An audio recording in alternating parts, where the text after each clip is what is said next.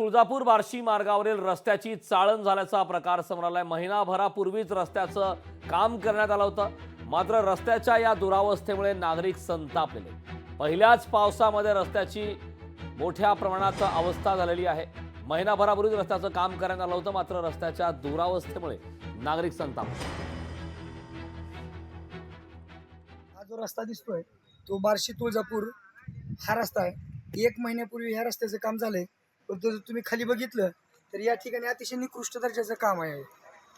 आणि बऱ्याच ठिकाणी तुम्ही या रस्त्याला बघितलं सर, तर या ठिकाणी बऱ्याच ठिकाणी सगळे खड्डेच आहेत।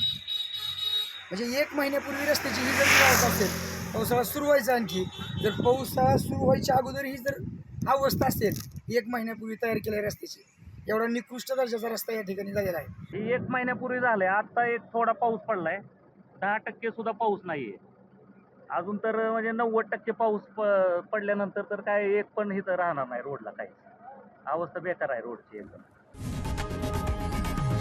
लोकशाही मराठी ऐका, पहा, जागरूक रहा।